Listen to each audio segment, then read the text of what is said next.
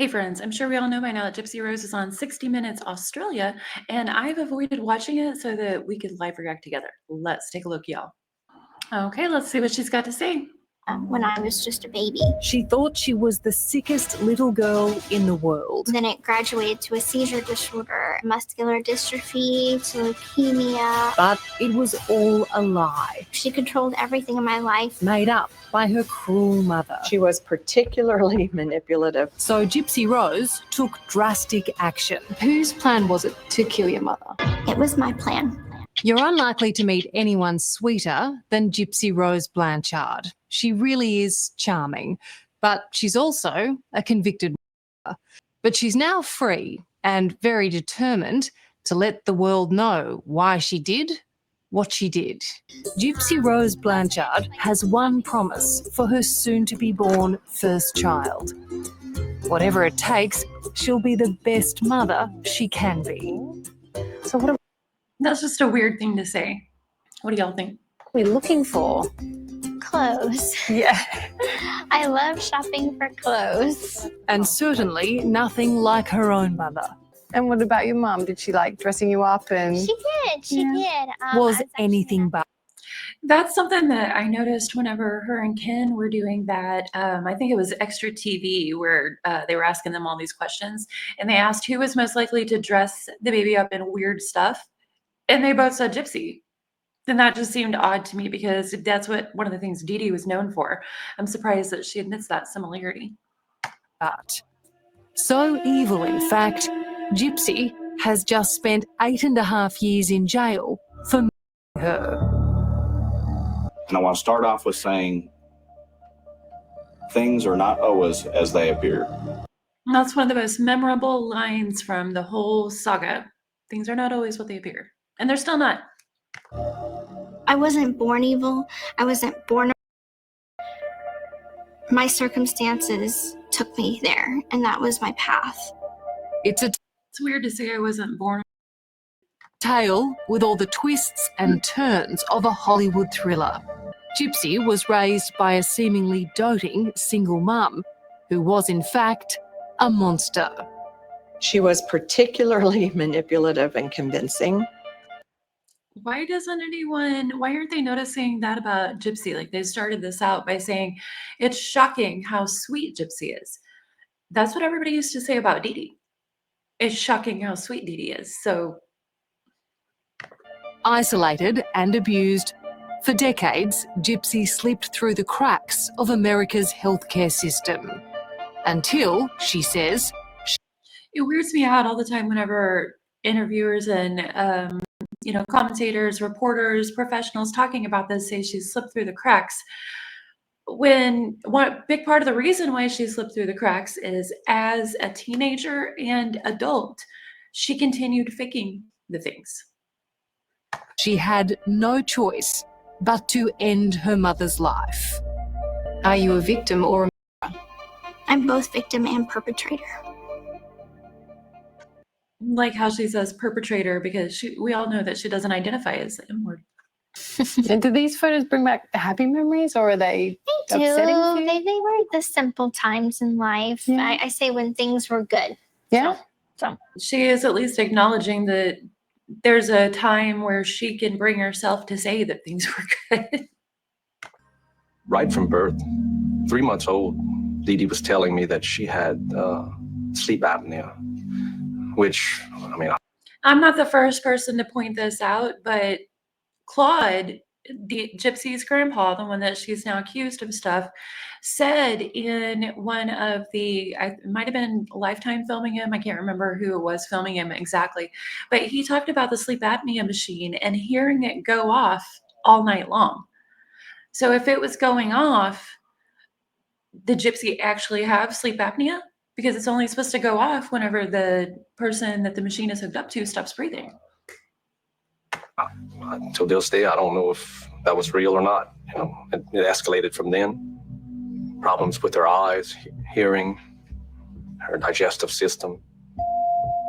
After Again, from what we understand from the medical professionals who have reviewed the available medical records, they have deemed the eye surgeries as necessary.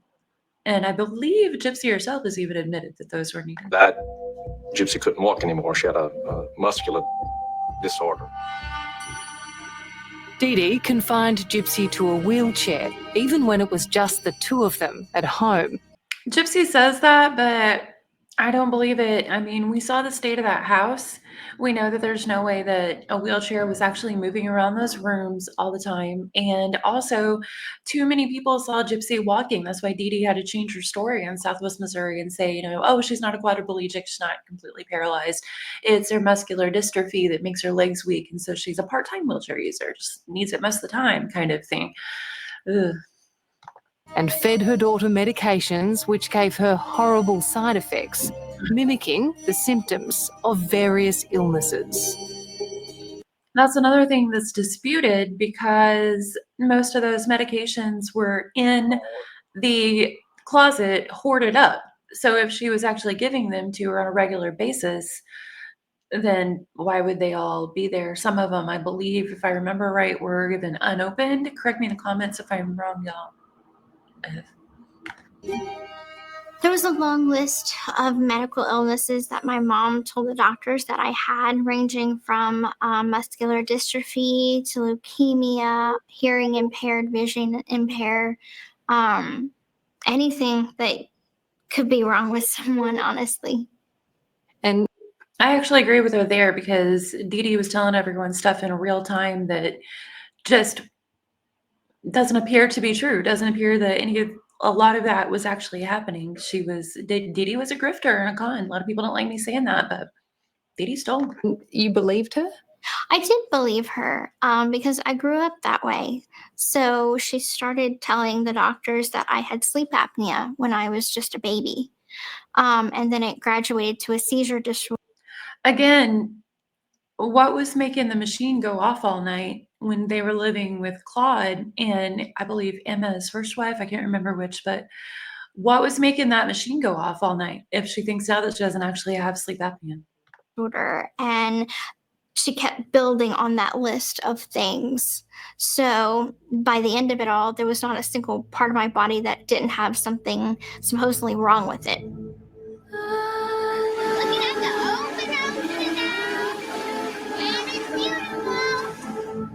And do y'all think Dee Dee actually told Gypsy to act the way she did, to affect her voice the way that she did whenever in some of these videos? Because it seems like she's enjoying the production. By the age of 8, Gypsy was a regular patient in local hospitals and had a feeding tube inserted in her stomach.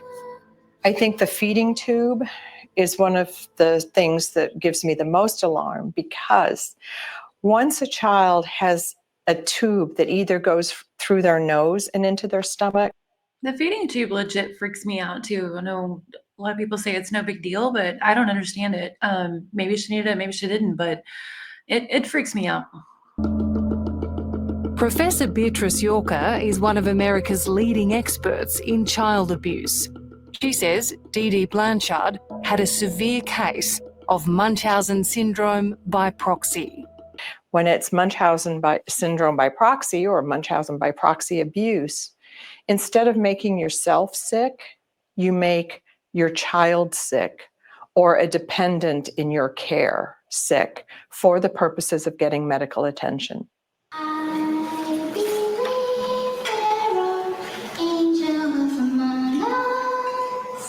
The sweet little sick girl captured the hearts and pity of Americans.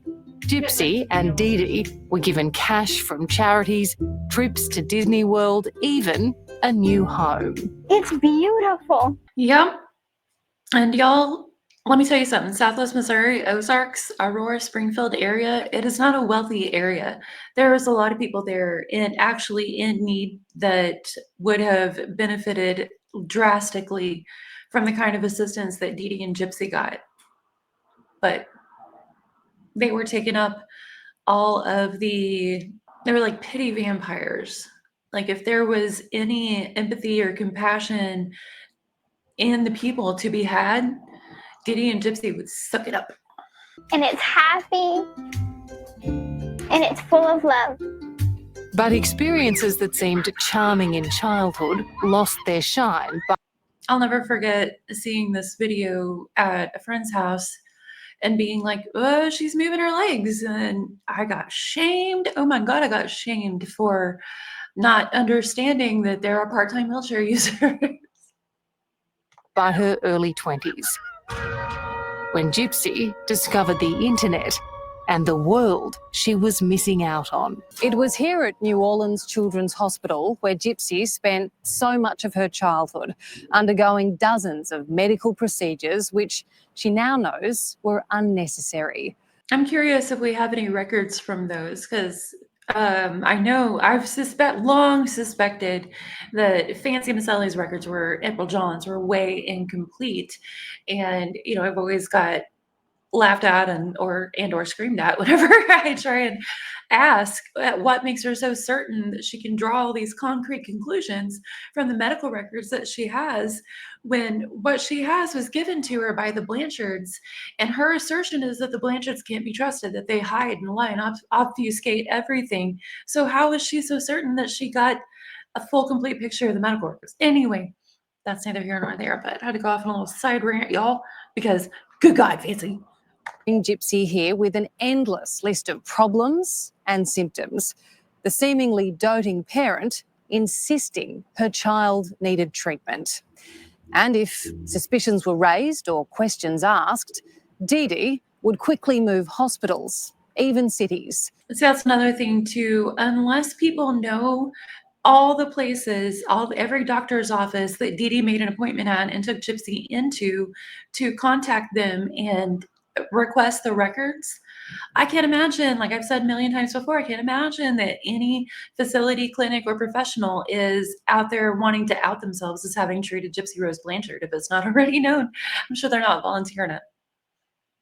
Gypsy was treated by at least 150 doctors and medical specialists. Yeah, I believe that. Gypsy and Dee Dee both are. Dee Dee was and Gypsy is master exaggerators. They love to exaggerate. At what stage or age did you realise that it was a farce? I knew that I could walk. I knew that I could eat, so I didn't need the feeding tube. But the other things like cancer, you can't see that. So I had believed that I had cancer up until the time that I was arrested and could talk to my lawyer. Y'all believe that? I don't know. Editing note here, whenever I got back to this statement, it bugged me because I was pretty sure I remembered her in her book leaving a letter for Dee Dee whenever she was running away to be with Dan that said she didn't think she had cancer. So I went back and found it. She says here, I know I can walk. I don't think I have cancer. I don't feel sick. A mother or any parent convince medical professionals that their child is, in this case, terminally ill, when in fact they're perfectly healthy. Oh, it's so easy. Doctors are trained to rely on the history provided by the patient or provided by the patient's parent. So when a mother says, my child has been vomiting and they can't keep food down, and the child looks. This is a huge catch-22, because if every parent that brings in a child with a plethora of symptoms and the reason isn't confirmed, if they start suspecting them of Munchausen, then people will be very hesitant to bring a sick child in for treatment. So where's the line here? Where do you? And that's one of the things whenever Gypsy was saying she wanted to be an advocate for Munchausen by proxy, and then she did that one video where she just read off the definition, and her suggestions were ridiculous, but I don't know how you can have sensible suggestions to be on the lookout for Munchausen by proxy, because you run, in my opinion, a greater risk of suspecting a mom that is actually dealing with a sick child and desperate and doesn't know what to do. Y'all remember the one lady who took herself out because she was being suspected and reported because she had a very sick child that was being treated with alternative treatments, and they one hospital just took it upon themselves to say, this mother is just drugging her child. And yeah, the results of it were so terrible, she took herself out of life. So I don't know where the line is here and how anyone even advocates for this. Do y'all have ideas? Tell me in the comments. Dehydrated and maybe emaciated or underweight, the doctor believes the mother that the child has been vomiting and vomiting. And maybe it turned out that the mother is actually not feeding the child. So is it a serious mental illness? No. The people. If it's, she just said that this illness can actually lead to a person not feeding their child to the point of dehydration and malnutrition, but now she says it's not a serious illness. I'm so confused, y'all. What is with this lady? People who do this are perfectly conscious and aware and plan and premeditate what they do. That makes it not a serious mental illness?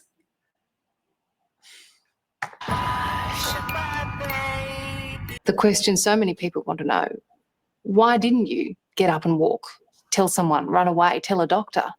I don't think people understand the emotional hold that an abuser has on their victims. So, asking me that is the same. I feel like that's very well known, and she's about to make a comparison here that puts her in more of a victim status. Is putting me in a category of saying, well, domestic violence survivors, why didn't they just leave their abusive husbands? Trapped and desperate, what Gypsy did next stunned the community and police, propelling her to fame as one of America's most notorious criminals. Whose plan was it to kill your mother? It was my plan. Gypsy's violent path to freedom. Did you instruct him to stab her 17 times? No, I did not. To nearly decapitate her? I almost wonder, did Gypsy ask them to word that in that way? Did you instruct him to stab her 17 times? Because she can truthfully say no, only because that video that she made, the instructional video, does 4. Y'all, the audacity. Ken Urker could easily have his own cooking show. Makes some simple but pretty good, healthy dishes for an expecting mother. Did y'all see the face she just made? She hates his cooking. She hates good food. But the 31-year-old seems content playing a supporting role to fiancé and convicted killer. She had to force herself to smile. She hates those herbs he's chopping up. Gypsy Rose Blanchard. The pair met while Gypsy was behind bars. Ken was a pen pal, and now they're preparing to welcome their first child. I mean, I want to be there for her and for my daughter as much as possible. So It's a happy, relaxed home. Y'all really believe they have a happy and relaxed home after that first episode we've seen? Parenthood. So where are you going today? I'm going to Children's Mercy Hospital to see my Gypsy spent her See that affectation there, y'all? childhood in and out of hospitals, confined to a wheelchair she didn't need. Her mother, Dee Dee, had a sinister secret, a disorder known as Munchausen syndrome by proxy. Not only pretending Gypsy was terribly ill, but making her daughter sick, drugging her. I know a deceased person can't be diagnosed. And if Dee Dee did not seek treatment during her lifetime for any mental symptoms, then we don't know what she could have that was undiagnosed. But I always wondered if she had bipolar disorder, which Gypsy did mention in the interrogation, because it was very well known that Dee Dee could flip a switch. Her and convincing doctors to insert a feeding tube, among other procedures. By the time Gypsy was 23, she had had enough. So at what point did you make that decision? I had tried to exhaust all the options that I thought was available to me. It's a sign of the desperation, I think, you was. What on earth is she talking about there? Her whole story has been that she didn't try and exhaust any options. The one time she left, not really trying to leave Dee Dee, just trying to be with Dan. Like, she just wanted to be with Dan. And she was convinced with Dee Dee to go back with her on the condition that she could see Dan. So that was not an attempt to escape Dee Dee. That was just an attempt to be with Dan. Otherwise, if she was so terrified of Dee Dee, why would she have went back with Dee Dee simply promising, well, you can continue to see Dan? It was all about Dan. Such a, seemingly sweet young woman with having lived a very sheltered life. Exactly. That's where your mind went. Exactly. Because it's not like I had a criminal record. It's not that. She's so proud of that. Like, in her interrogation and all kinds of stuff, she's always like, I'm a good girl. I don't drink, smoke, do drugs, don't kill nobody. I had a history of violence or anything like that. She did, though. She tried to shoot Dee Dee with a BB gun. Running with the wrong crowd. No running with the wrong crowd. That was simply lack of opportunity. In fact, you had no friends. I didn't have any friends. I wasn't allowed to. So she controlled everything in my life. I don't know what Aaliyah was then, but I know that, Dee Dee used Aaliyah, or maybe with Gypsy's suggestion, to get Gypsy out of hot water after she sent them weird pictures to rot in them. In 2012, on a Christian dating website, Gypsy met the man who she hoped would set her free. Godejohn also has a criminal past. In 2013, he was arrested after investigators say he was watching pornography and fondling himself in a McDonald's restaurant for 9 hours. Nicholas Godejohn was 26, Interesting how they just threw that out there with no context. autistic and willing to kill in order to be with Gypsy. I guess she's your girlfriend, Gypsy Rose. Yes, she is. Yes, she is. And you love her? Oh, do I have her? Over the next 3 years, the couple hatched an horrific but unsophisticated plan to end Gypsy's torment. Gypsy lying right there again in that Facebook post. He is the only person I've told my secrets to, when we know damn well she told them to Dan. On the night of June 9, 2015, Nicholas Godejohn travelled from his home state of Wisconsin to Gypsy and Dee Dee's home in Missouri. I was with my mom in our Habitat for Humanity home. We watched a movie, and then we went to sleep, and then it happened. Then it happened, like it just happened. There's like a storm came. Nothing she could do. Remember your last words with her? I did go to the kitchen and I gave her a hug and I told her I love you. And have we ever heard this before, y'all? Correct me in the comments. I think this is a new detail. I remember holding a pillow that she slept with like every night and crying into it and apologizing to this I feel like this is, again, new detail. pillow as if it were her, and just saying, I'm so sorry and I love you, and just taking in the scent of the pillow. Because in a sense, it's like saying goodbye. Okay, where did this story come from? I feel like she's trying to humanize herself because she's shown so much lack of feeling about the crime. Mother fell asleep, then let Nicholas in to do the deadly deed. And when she was killed, where were you? I was in the bathroom. Could you hear her? I could. And in that moment, like, I wanted to help her. Like, the thoughts in my head was, I want to help, but I was almost paralyzed in my own skin to move. That's a weird word to use, considering the wheelchair, the fakery. I was almost paralyzed. Oof. Did you instruct him to stab her 17 times? No, I did not. To nearly decapitate her? No, I did not. Again, we talked about the technicality of that. No, she did not instruct him to stab Dee Dee 17 times. She instructed 4. Gypsy is strikingly calm, almost detached, as she recalls the horrific events that would land her boyfriend in jail for life. I have to say, I've spent a couple of days with you now. You don't strike me as someone who's capable of planning a murder. Well, of course. Would she show that side to an interviewer from 60 Minutes Australia?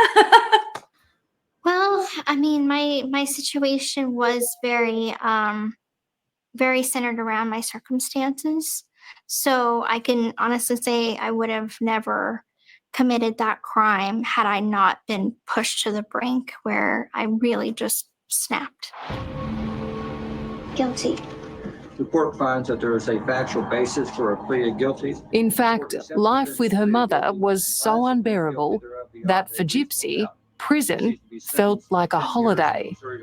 See, this is another reason why I keep saying she has no business talking about prison reform. If prison felt like a holiday, what's there to be reformed? That was the most freedom I had ever had. I was like, I could Look how happy she looks. have a job now. And, I was one of those people that's like, yay, I'm excited to have a job. And eat normal food. She's trying to combat narratives there by talking about how excited she was to have a job. Normal food, like this is So this was the independence that you had not experienced. exactly. It's a newfound independence.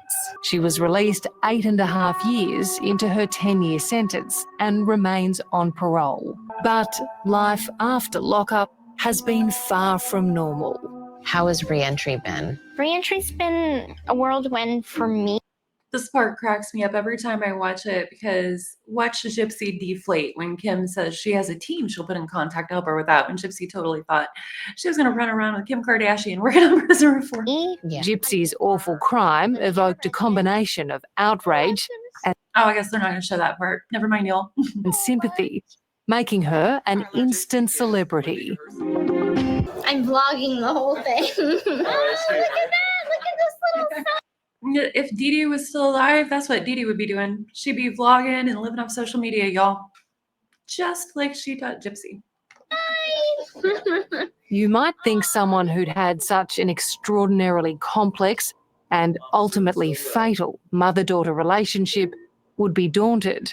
But Gypsy That would be normal. and Ken refused to let the past dictate their future. We definitely did go off the rails. We got tattoos and we got pregnant with them. They're starting over. What would you like childhood to be like for your daughter? I mean, honestly, I would just want my children and my child to have a childhood that I never had. Yeah. So, I mean, growing up, I missed out on all those milestone moments, going to kindergarten and, a prom. I don't have any fears of becoming a mother. I never did. I just will say that See, that's weird as hell.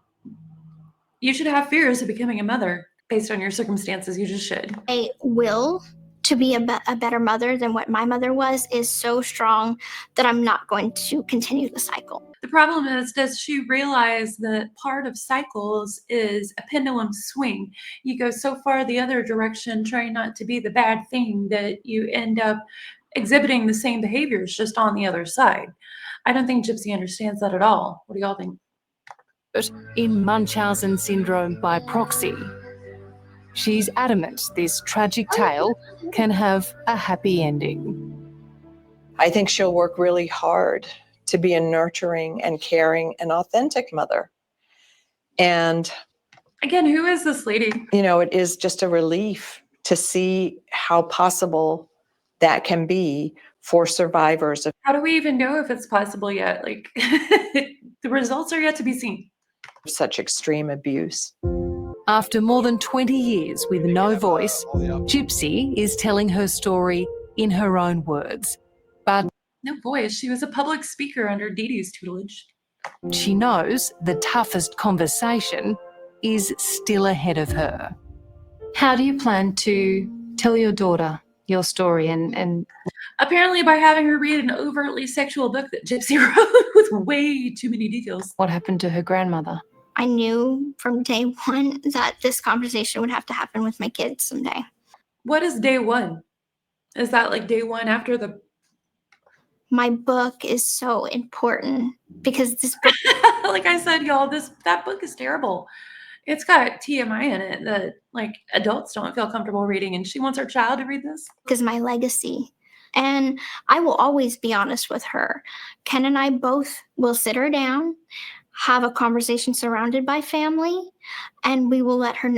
Can you imagine how terrified that kid's going to be after that conversation? Know what happens. Do you feel that you've done the time for your crime? You know, I really, really struggle with that.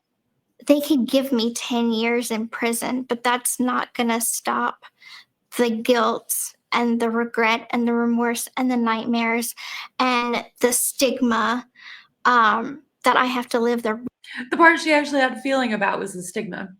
Rest of my life with. So in a sense, I have a life sentence. I'm just living it in a much bigger prison. Just smiling about that prison too. Okay, what do y'all think? Like, I saw a lot of gaslighting there. Let me know in the comments, y'all.